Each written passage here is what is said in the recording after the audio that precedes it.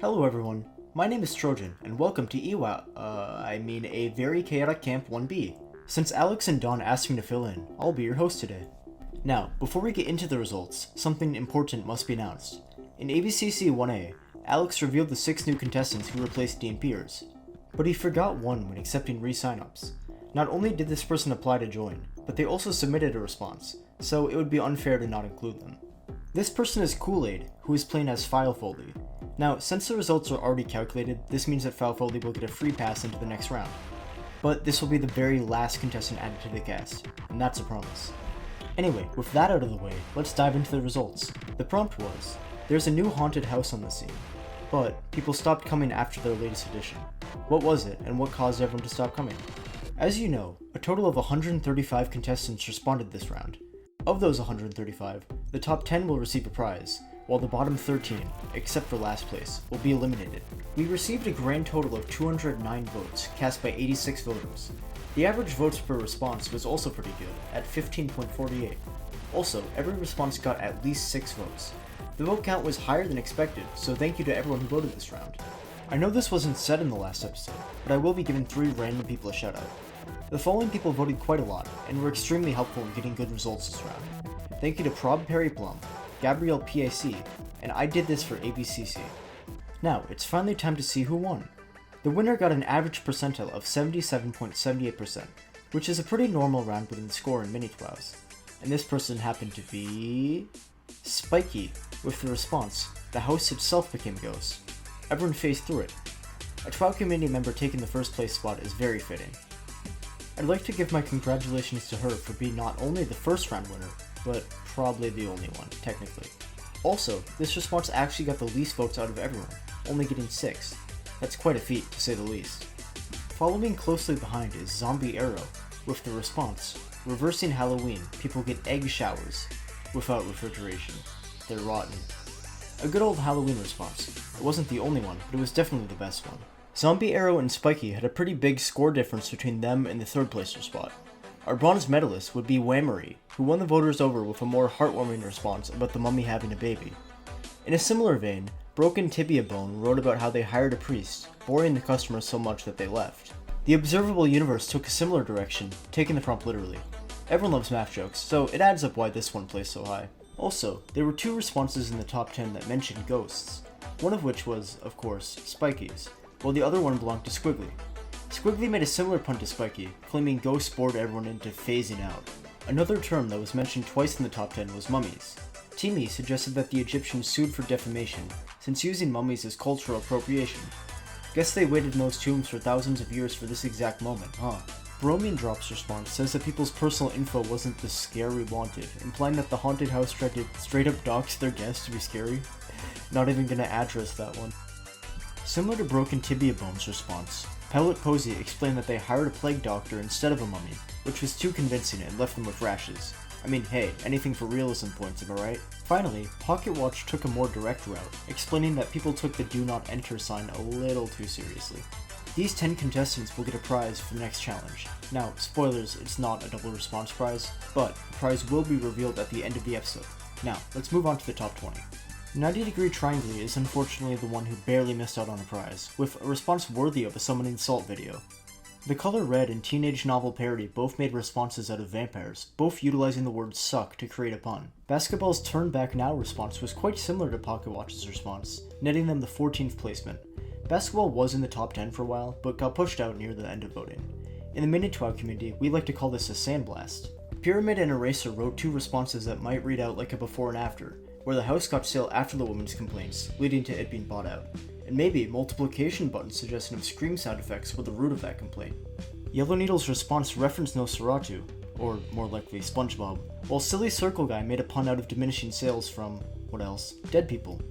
And that about rounds out our top 20. Now moving on to the next screen, and over 100 of you lost to ChatGPT. I cannot believe this. Anyway, ChatGPT's response probably resonated with the adult voters because it is true, taxes are pretty scary. Gay people suggested that there was a scandal of the haunted house using real skeletons instead of fake ones, while Undersmeller Major General had a similar outlook, insisting they used real snakes. C-Mine's response has a very poetic end to the haunted house, with a close sign being the final edition. This response is also similar to pocket watches and basketballs, so it's unfortunate he got the short end of the stick, but top 30 is definitely nothing to sneeze at. Moving down to the next 10, and we see quite a plethora of interesting responses. Fox Ice mentioned the scary thing known as failing grades. Luckily, 60% is a passing grade in America, so they barely squeak by. Next up is two references, as Paint Bucket speculated that they added a certain yellow animatronic from that one game. There was also a sketchbook saying Luigi pulled out his vacuum, getting rid of all those pesky ghosts. Here's the top 50. Sword and Cube has the first real serial killer response in the leaderboard, of which there are many more to come. Just like the actual book market, people seem to love true crime. Another popular thing to write was Bok Choy's Vampire Suck pun, but Bok Choy actually subverted expectations by adding 2 puns instead of 1. OSC Adjacent suggested that the incomprehensible horrors that were added made the haunted house less scary due to them not being seen and also sort of incomprehensible. Hole and Cube made a response that I will not be reading. Moving down to the top 60, we see one of our two hosts, who is, for some reason, competing. The soul-sucking darkness of space that fills you with nothing but pure existential dread, who wrote another real serial killer response. We also see our first and only acronym response by Sumoon, who kind of just threw random words together to make an interesting acronym.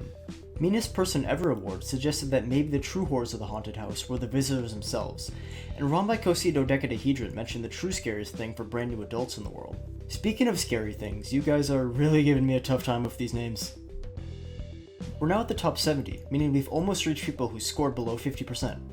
Oh No's Sign made a reference to the signups video, saying LeBron's poster made the atmosphere not as spooky, while Pumpkin made a pretty neat rhyming response, but it was pretty controversial.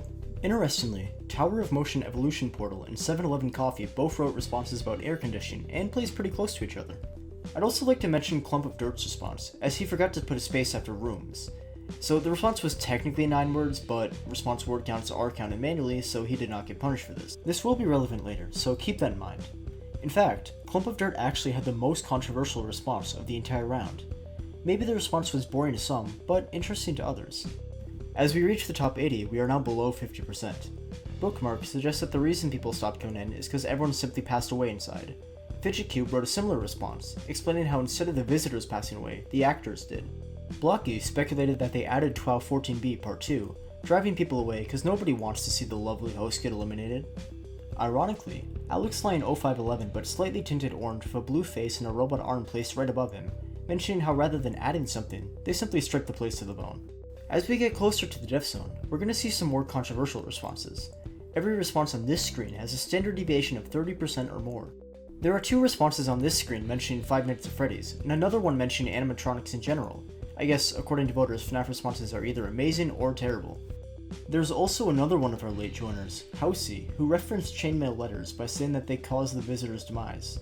I personally think Carmen Winstead was probably involved. Cassette Tape blamed AI for the disappearance of all the visitors, which to be honest I wouldn't exactly blame them for. I would also leave if I was handed an AI script. Onto our next screen. Here we can see our first contestant to sign up, Spongy, talking about the addition of an actual dead body, and of course not being received well at all. We have yet another response about a real serial killer, written by late rejoiner Gumball. Meanwhile, Pawn suggested they saw the house on Twitter. I agree, most things on Twitter are pretty terrible nowadays. There's also this entire Google form page, but with a face and object show limbs, with another Ghostbusters response. This round had quite a few different types of responses with multiple appearances. Speaking of, 3 responses on this screen mention ghosts. There's 2 screens left before we see who's eliminated, so let's wrap this up. We have another serial killer response by Orange Winterhat. There's also quite a few responses on this screen that suggest that the addition was something very simple, like Note saying that they simply added a renovation sign, or Gun saying that they charge more.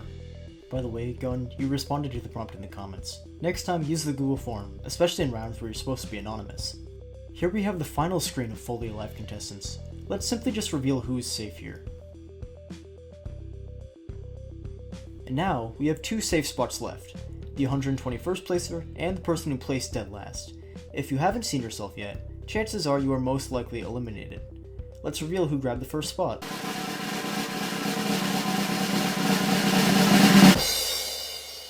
And Pentomino grabs the final safe spot with an 8-word response. As for the other 13 of you that fell into the bottom 14, your time in a very chaotic camp has unfortunately ended. You may have only lasted a single round, but you still showed up and actually participated, which, in my opinion, is good enough. Goodbye to all 13 of you. Your journey ended just so shortly after it began. And as we can see here, the last placer was Rubber Spatula. As your reward for getting last, here's a video of Dauncey microwaving rubber spatulas. Yeah, here we go. Rubber spatulas. Yo, let's go, rubber spatulas.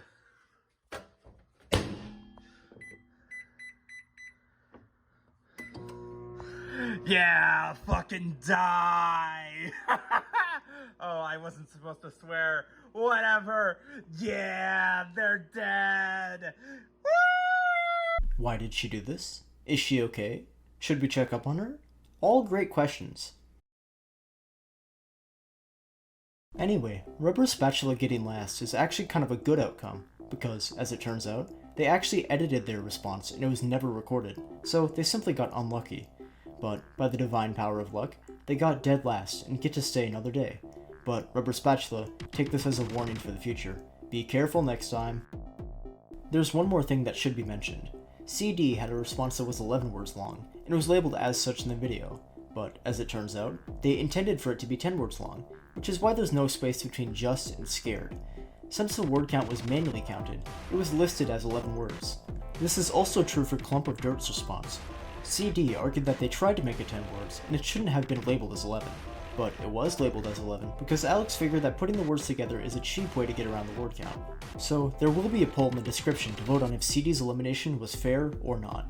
If you're watching this video before the next episode comes out, vote on the poll and decide if you think that CD's elimination was fair or not. Regardless of the outcome, don't worry Pentomino, if CD is brought back, you won't be pushed into elimination. We'll simply eliminate 12 people instead. You may also discuss this poll in the comments if you would like. The deadline to vote on this poll is also the deadline of the challenge. Speaking of, what is the challenge, you may ask? Well, since the trial gimmick only lasted a single round, it will be a different challenge. Allow Alex to explain. Thank you, Trojan. In this next challenge, you are tasked with the creation of a product that you must then sell to me, Dawn, and a third judge.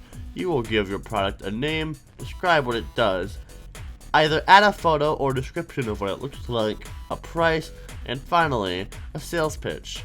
If a judge is enticed enough by your product, they will buy it. The more of us who buy it, the lesser your chances of being eliminated and a viewer vote will be. If you get all 3 people to buy, you will have immunity. As for our top 10 this round, you will get a bonus purchase for your product, making it so you only need 2 out of 3 to secure immunity, and as long as you do the challenge, you won't be in the group with the highest chance to be eliminated. Speaking of not doing the challenge, as opposed to instant elimination, in this challenge, if you fail to do it in the time allotted, you will simply be put in the 0 out of 3 group with the highest chance of elimination. This also means if you DNP, you won't be automatically eliminated this round. But don't use that as an excuse because we all know that if you DNP, you're probably going to get voted out. As for the chance of elimination, it depends on what your score is. We won't solidify it until we actually get there, but if you get a 0 out of 3 score, you have a high chance of being eliminated. 1 out of 3 is also pretty high, but not as high. 2 out of 3 is not very high. You will simply know the chances when we get there.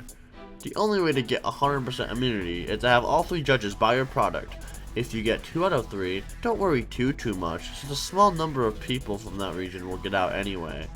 With that all said, to the 101 of you still in, plus Filefoldy that are competing on Discord, you may DM Alex or Dauncey your submission. Keep in mind, adding an image to your entry is not necessary, but you can. As for the other 19 YouTube players and the 2 fandom players, you may respond using the form in the description. Just like for the others, you may use an image, but it is not required. And top 10ers, you can only submit once. You just simply have an advantage. And that's it. Your deadline to submit is August 20th, 2025 at 4 p.m. Eastern Time. Goodbye and good luck.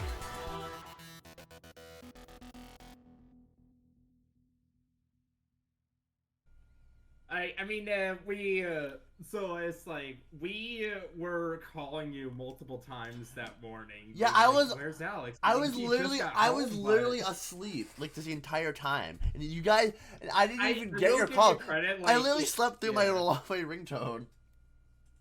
I will give you credit. You did just get back home from a very long trip. Yes, that is why I slept from so what long, I heard, like, at the end. Oh yeah, But yeah. like you missed the cat cafe. It was so nice. I wanted to- bled a lot. What do you mean by that? Some cat scratched me and I started bleeding in a few places. That sucks. They betrayed their own kind. Yeah. Okay, I think that's a good spot to end.